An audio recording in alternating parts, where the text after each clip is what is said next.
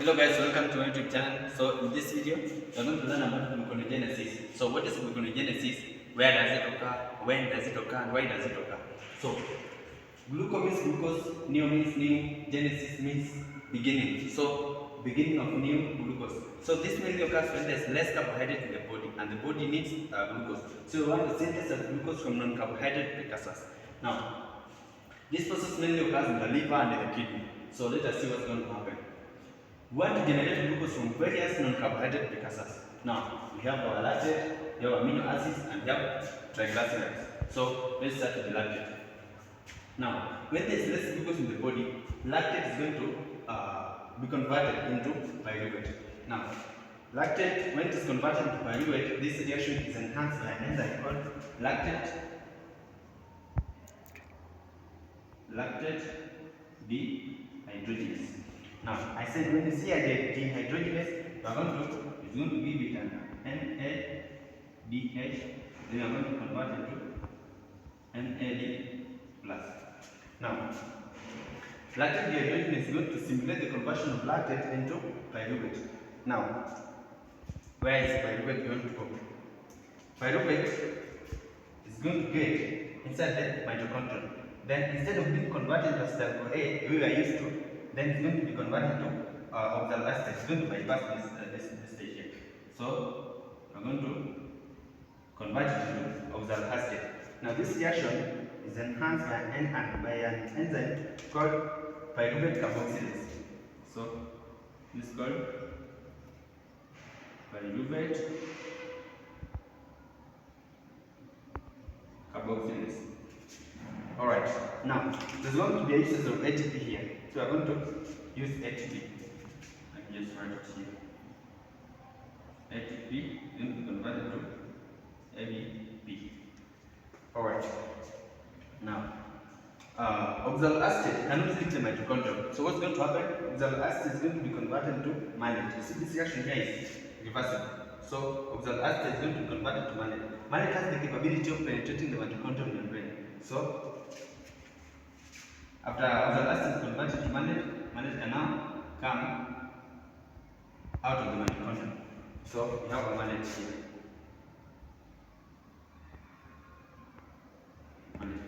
And the same thing is also happening here, guys. Mannate is going to be converted back to oxaloacetate. So mannate is converted back to oxaloacetate. Alright, with the help of mannate dehydrogenase. So this is mannate dehydrogenase.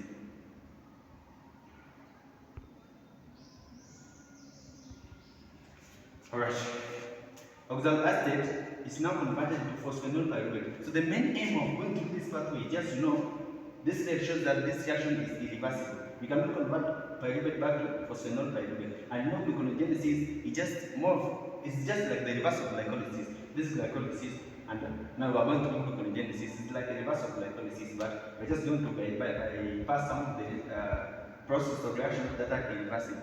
So like this one here, we can convert pyruvate back to phosphoenolpyruvate. So you have to get it into the mitochondria, then convert it back to oxaloacetate, mannate, then mannate back to oxaloacetate, so that we can now convert oxaloacetate into phosphoenolpyruvate.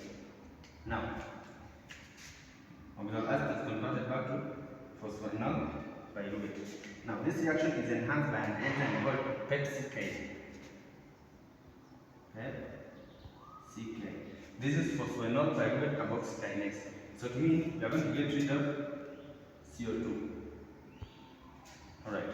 And here we added a CO2.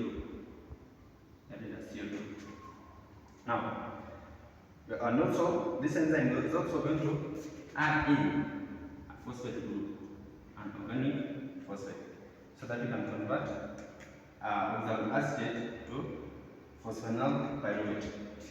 Alright. Now, we have our phosphoenolpyruvate. Now, phosphoenolpyruvate can get back to phosphoglycerate to 3-phosphoglycerate. These reactions are reversible. That's why I use a blue pen. These are reversible. They are going to 1,3-phosphoglycerate to glyceride 3-phosphate to 1,6-bisphosphate. Now, we are stuck again. But what is going on there? Now, see this one.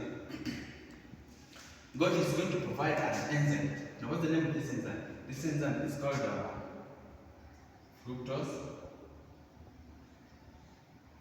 1,6-bis-phosphatase.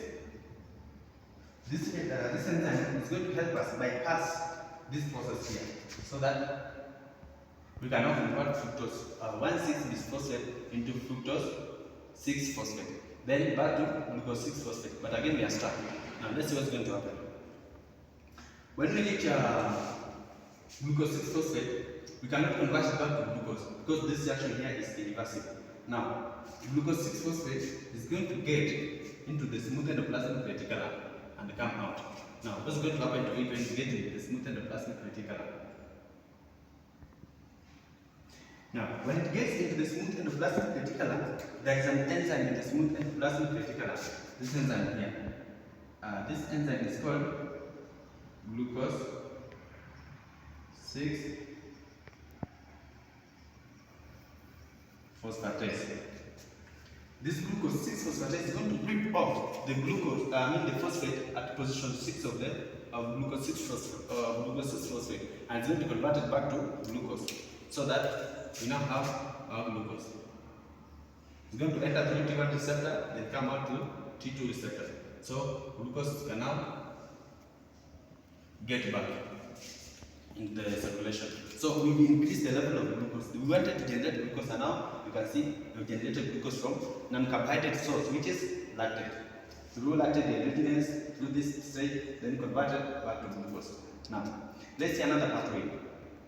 Let's start with this one. Now, these ones here are amino acids. Amino acid. Then there's another molecule here. This molecule is called keto acid. Keto acid. Now, amino acid can react with keto acid to form a new molecule. So this new molecule is going to be called glutamate. And we're also going to form modified keto acid. Now, where this modified keto acid is going to go? Modified keto acids can then come and be converted to pyruvate.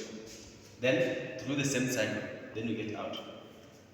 Some can also come and join at the citrate.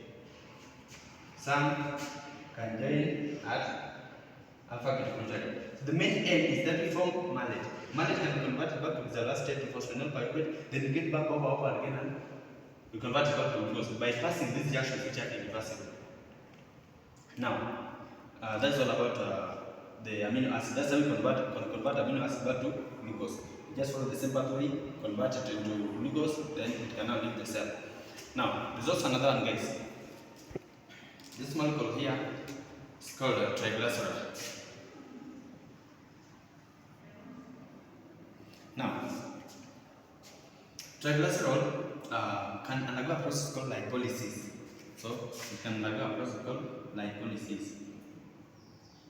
If you undergo lipolysis, you are going to break this bond here so that we have the individual fatty acid chains. Then you have the glycerol on its own. Yeah. Then, the fatty acid chains can now come into the mitochondria to be converted to as alcohol, but you are not going to get into that. So the main thing we want to deal with is glycerol. So glycerol is going to be acted upon. It's going to be acted upon by an enzyme. This enzyme is going to be called glycerol kinase. Glycerol kinase. Now, it is a kinase, to mean it's going to phosphorylate. So, it's going to phosphorylate this glycerol. It's going to add a phosphate group onto it. Alright.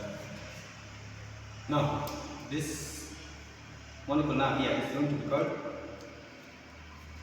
glycerol 3-phosphate. Glycerol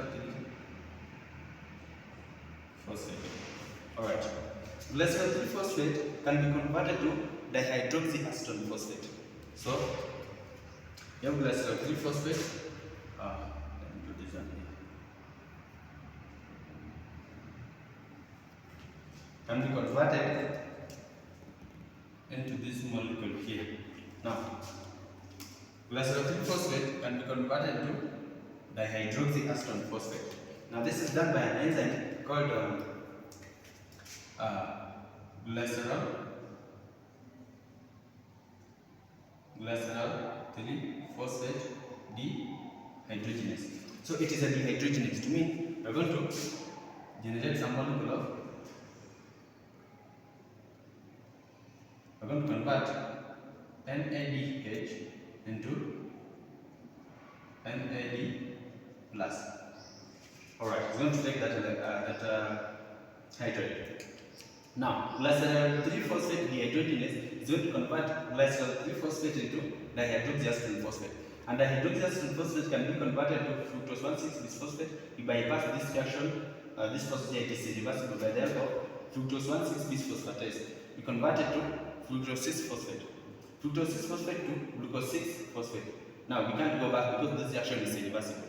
We come into smooth endoplasmic reticulum. We are going to find an enzyme called glucose 6-phosphatase.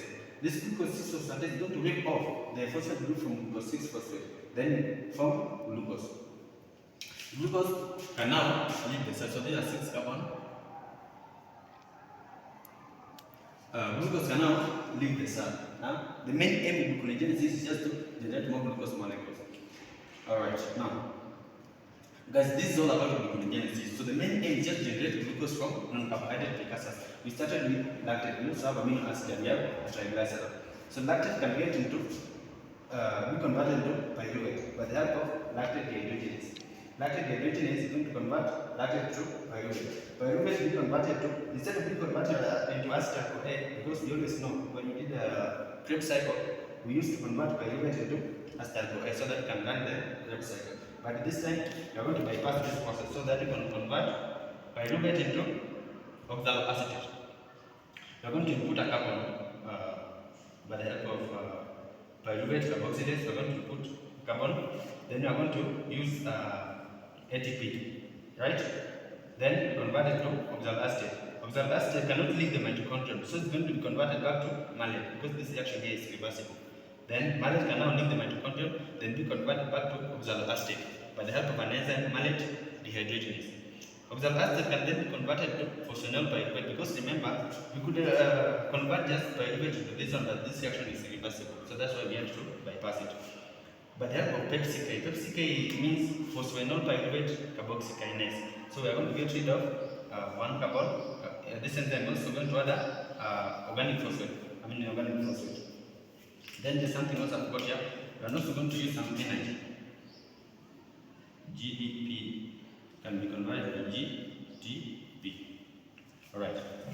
This reaction here requires energy so that we can form phosphoenol pyruvate. Phosphoenol pyruvate can be converted to 2-phosphoglycerate because this reaction here is impossible. Then we are going to get up until we reach fructose 1,6-bisphosphate. We can't get back to fructose 6-phosphate. What's going to happen? We are going to involve an enzyme called fructose 1,6-bisphosphatase. This enzyme is going to help us bypass this irreversible reaction so that we form fructose 6-phosphate. Fructose 6-phosphate can be converted to glucose 6-phosphate because it is a reversible reaction. Glucose 6-phosphate cannot leave the cell because it is not yet glucose.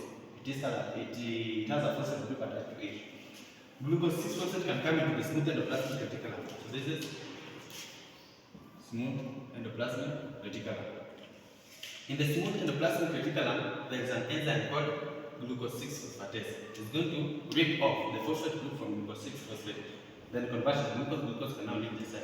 The main aim was to form glucose, and we now have our glucose. So thank you so much, guys. If you found this video helpful, please subscribe to my YouTube channel and please tap that button there. Thank you so much, guys. May God bless you.